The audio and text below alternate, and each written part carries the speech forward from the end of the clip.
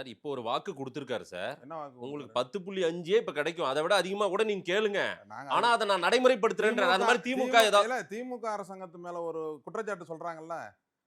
ஒரு ஒரு ஒரு சுப்ரீம் கோர்ட் சொல்லிட்டு, நீங்க டேட்டா எடுத்து குடுங்கன்னு சொல்லிட்டு. ம்.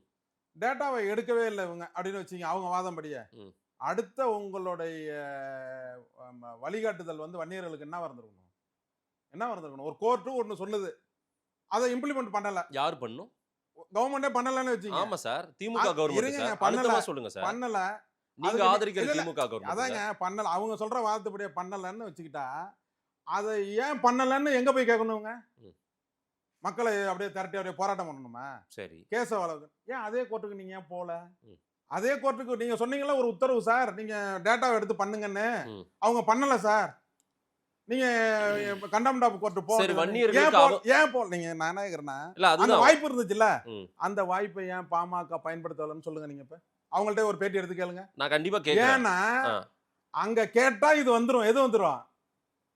நீங்க முழுமையா ஜாதி வாரி கணக்கெடுப்பு எல்லாமே எடுத்த பிறகு தான் இது செய்ய முடியும். ஒரு ஜாதிக்காக பண்ண முடியாதுன்னு சொல்லுவாங்க. ம். அடுத்தது. ம். அது மாரி வந்துருச்சுன்னா வன்னியர்களை வச்சு எதுவும் அரசியல் ஆதாயம் பண்ணவே முடியாது. இப்ப என்ன பண்ணிட்டு இருந்தாங்க? அவங்களோட அரசியலே வன்னியர்களை வைத்து தான் இவங்க கட்சின்னு வந்துட்டாங்கல்ல. ம். சமுதாயத்துக்கான கட்சியா வந்துட்டாங்கல்ல. ம்.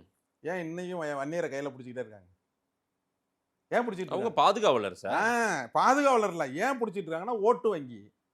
எனக்கு ஓட்டு வேணும் என்பதற்காக வன்னியரை புடிச்சிட்டு இருக்காங்க. இந்த 10% இந்த 10% தரலன்னு சொல்லிட்டு நீங்க வந்து கோர்ட்டுக்கு போயிருந்தீங்கன்னு வச்சுக்கங்க. ம். நீங்க உண்மையாலுமே ஒரு வீரம் உள்ள வன்னியர்களா உங்கள சொல்லலாம்.